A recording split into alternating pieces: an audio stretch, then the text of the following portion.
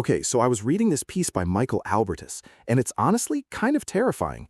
It's about how territorial expansion, old school land grabs, is actually coming back. Oh, I know exactly the one. It basically says the era of relative restraint we've had since World War II.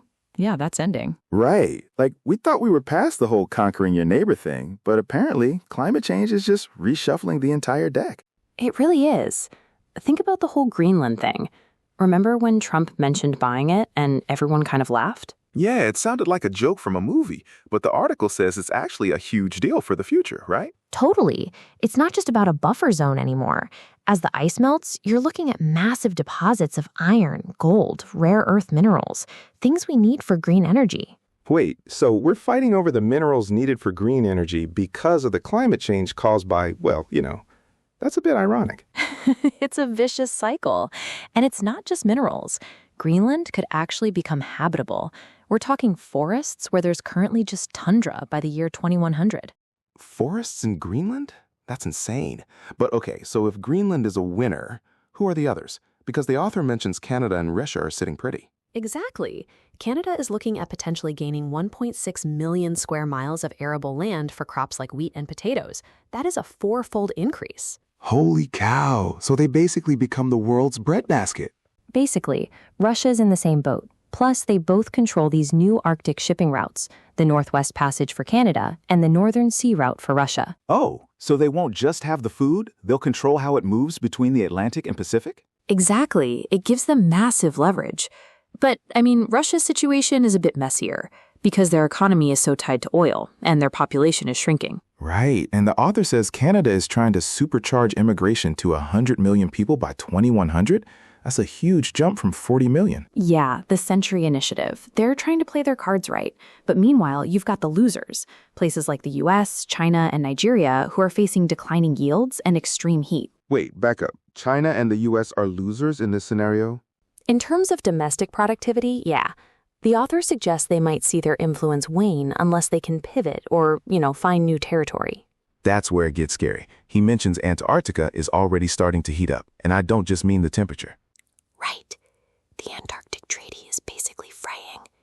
China and Russia are building satellite stations that could be militarized, and they're ramping up grill fishing.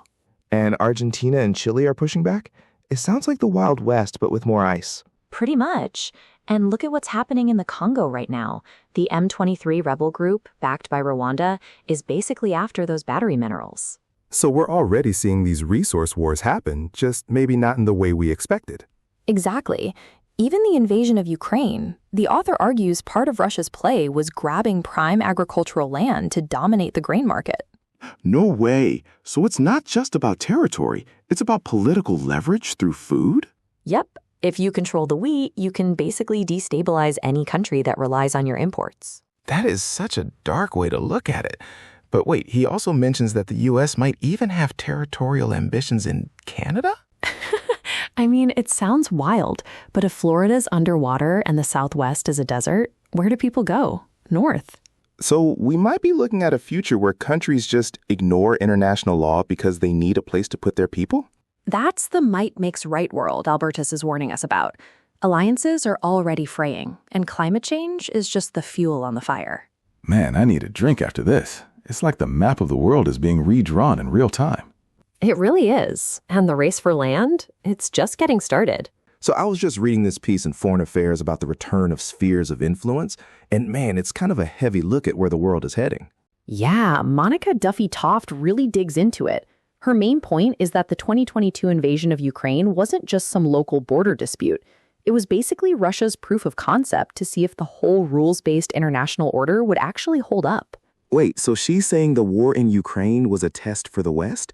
Like seeing how far they'd go to defend those rules? Exactly. And it's forced everyone to reassess. You've got Europe questioning its dependence on the U.S., and the U.S. leaders are rethinking how much they even want to be involved in foreign commitments anymore. It feels like we're moving back to this old school way of doing things. What exactly does she mean by spheres of influence in today's world? Well, the article defines it as geographic areas where a big state exerts economic, military, and political control without actually owning the place formally. It's basically might makes right again. So instead of everyone playing by the same global rules, the big guys just carve up their own neighborhoods? Pretty much. She compares it to the 1945 Yalta Conference, where Roosevelt, Churchill, and Stalin literally redrew the map of Europe. She's worried we're seeing a new version of that, where Putin, Trump, and Xi Jinping reach some informal consensus that hard power matters more than ideology. That's wild. So it's not even about democracy versus autocracy anymore? Just who has the biggest stick? Sadly, yeah. She points out that regime type doesn't seem to hinder these shared interests anymore.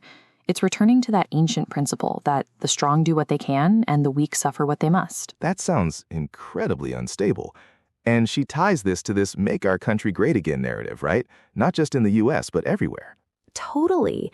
It's this resentful comparison between a restricted current status and some imaginary glorious past. For Putin, it's Ukraine. For Xi, it's Taiwan. And this is the crazy part.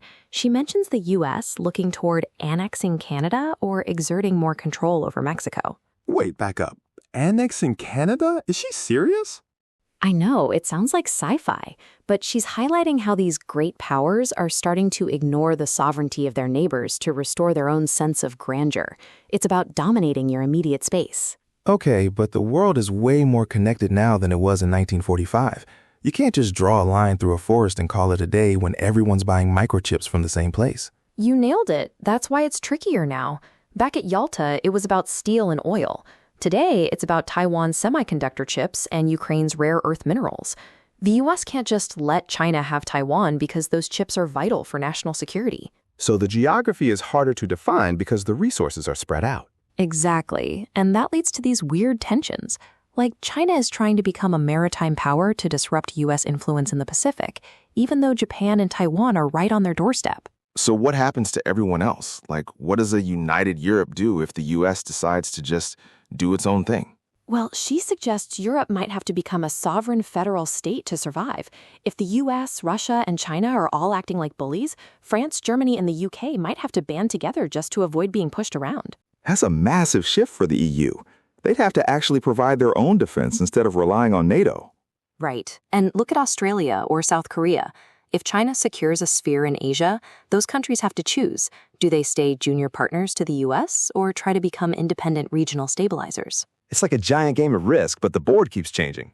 It really is. But there is a glimmer of hope in the article. She says that after a few cycles of these destabilizing crises, the international system might actually reassert itself.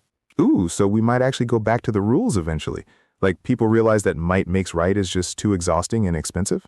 Exactly. But for now, she warns that the U.S. isn't a reliable stabilizer anymore. Instead of checking expansionist regimes, we're kind of starting to imitate them. That's a sobering thought. I mean, it's not exactly the end of history we were promised in the 90s, is it? Not even close. We're back to the 19th century vibes, just with better tech and a lot more at stake. Wow, I definitely have a lot to think about before our next coffee. Thanks for breaking this down. No problem. It's wild stuff. Catch you later.